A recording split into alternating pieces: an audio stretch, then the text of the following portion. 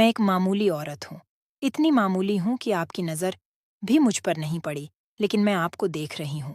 आप अपनी बीवी के साथ डॉक्टर के यहाँ जा रहे हैं, उसकी कोख में लड़की या लड़का, यह जानने के लिए। असल में आप अपनी लड़की की हाँ त्या करना चाहते हैं, कोख में ही। आपको यह ख़्याल भी नहीं आ सकता कि जिस सड़क से आप जा रहे हैं, उसे मैंने बनाया है। मैंने यहाँ रोड़ियाँ बिछाईं और फिर उन्हें दुर्मुट से कूटा था। मेरी छोटी बेटी तब यहाँ किनारे पर उगी झाड़ियों में ऊँघती रहती थी। मेरी 3 बेटियां हैं। मेरा आदमी कहता था कि अगर बेटा नहीं हुआ तो मुझे छोड़ देगा। उसने कहने के लिए मुझे छोड़ भी दिया, पर अब भी पका पकाया खाने के लिए जब तब आ जाता है। चिकनी चुपड़ी बातें भी करता है। मैं सब समझती हूँ। फिर सोचती हूँ, चलो, मेरी बेटियों का बाप है, कमाल है। जिन बेटियों से वह छुट्टी चाहता था, उन्हीं बेटियों के नाम की थाली में उसे परोस देती हूँ। वह समझता है बेटियां बोझ हैं। मेरी तीनों बेटियां सांवली हैं। उनकी काली आंखें हैं, बड़ी बड़ी पके जामुनों जैसी, और हाथ बड़े फुर्तीले हैं, खूब काम करती हैं। मेरी ही तरह वे तरह तरह के धमधे पीटेंगी, पर फिर भी उनके होने से मुझे बड़ी तसल्ली है। मैं अकेली तो नहीं हूं ना। तुम समझते हो, लड़कियां बेकार होती हैं। औरतों के कामों को आप जानते ही नहीं। अरे देखो, मैंने सड़क बनाई, धान की रोपाई की, कपास चुना, कपड़े की फैक्ट्री में रीलिंग की, आलू खोदे, 3-3 बेटियों को जन्म दिया, पाला पोसा। क्या मैं बेकार हूँ? ये जो तुम चाय पीते हो, इसकी पत्तियां भी लड़कियां ही चुनती हैं। और क्या-क्या नहीं करती। इतने धंधे औरतें करती हैं कि गिनवाने मुश्किल। और तुम्हारा ये सूटर कोई 1 पौंड का होगा। 1 पौंड ऊन इतनी होती है कि दिन रात लगकर 3 दिन में उसका सूटर बनता है, जिसके मुझे 12 रुपये मिलते थे। तब बच्चियां छोटी थीं, तो सोचती थीं, घर में उनके पास बैठे-बैठे बुनाई कर सकती हूँ। लेकिन धंधा बड़े नुकसान का था। फिर ठेकेदार ने मीन मेख निकालनी शुरू की और मुझ पर गलत नज़र डालने लगा, तो मैंने ये धंधा छोड़ ढड़ दिया। फिर आटे की फैक्ट्री में काम किया। बड़े काम छोड़े और पकड़े। 2-4 मुर्गियां और बकरियां तो खैर पालती ही हूँ। इसी तरह रूखा सूखा चलता है। ये जो तुम्हारी बीवी ने रेशमी साड़ी पहन रखी है, इसके धागे भी औरतें तैयार करती हैं। कीड़े पालती हैं। मुश्किल काम है। जांघ में घाव हो जाते हैं। धान की रोपनी में भी पैरों में खारवे हो जाते हैं और कमर झुके झुके टूट जाती है।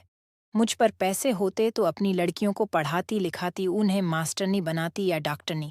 तुम खुद पढ़े लिखे हो, पैसे वाले भी दिखते हो। तुम लड़की का गर्भ क्यों गिरवाना चाहते हो? तुम समझते हो तुम्हारी लड़की को ई काम नहीं कर सकती। अरे आदमी कोई फालतू चीज नहीं, 100 काम है उसके करने को। फिर इस तरह सोच समझकर लड़कियों को मारना तो कुदरत से खिलवाड़ है। अगर मान लो तुम्हारे घर लड़का हो गया, तो तुम क्या सोचते हो, वो तुम्हें लड़की से ज्यादा प्यार करेगा? फिर लड़के बिगड़ते भी बहुत हैं। आजकल उनका ध्यान शरातर, ताश और मारपीट में ज्यादा हो गया है। मान लो लड़की ही पैदा हो जाए तो क्या? तुम उसे पढ़ाना लिखाना, वो तुम्हें खूब प्यार करेगी। लड़कियां माँ बाप को खूब प्यार करती हैं। तुम्हारे घर में रौनक होगी सो अलग से। तुम सोचते हो दहेज देना पड़ेगा, तो तुम उसे खाने कमाने लायक कर देना। दहेज मांगने वाले से शादी मत करना। हो सकता है आप ही ऐसा लड़का मिल जाए जो बिना दहेज के शादी कर ले। अगर न मिले तो क्या? वो कमाएगी, खाएगी और तुम्हारा सहारा बनेगी। हो सकता है वह तुम्हारा नाम रोशन कर दे। तुम्हारे लिए क्या पैसा ही सब कुछ हो गया, या दुनिया का डर अपनी बेटी से भी बड़ा हो गया? आखिर तुम अपनी बेटी को प्यार तो कर ही सकते हो, और बेटी भी तुम्हें प्यार कर सकती है। माँ बाप और बच्चे का इतना रिश्ता बहुत हुआ।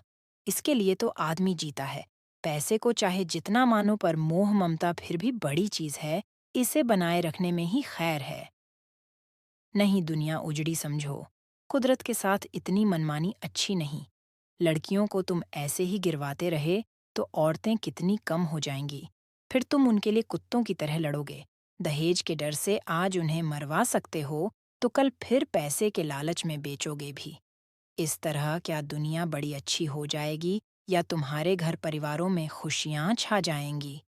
तुम जो रेशमी साड़ी पहनकर इसके साथ चली आई हो, इससे इतना डरती क्यों हो? सोचती हो ये तुम्हें छोड़ देगा? ये मिचमिची आंखों वाला अगर तुम्हें छोड़ भी दे, तो क्या तुम मर जाओगी?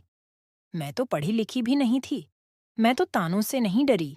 आदमी ने छोड़ने की धमकी दी तो कह दिया ले छोड़ दे। अब भी मेहनत करके खाती हूँ, तब भी मेहनत कर लूंगी। पर वो क्या मुझे छोड़ पाया?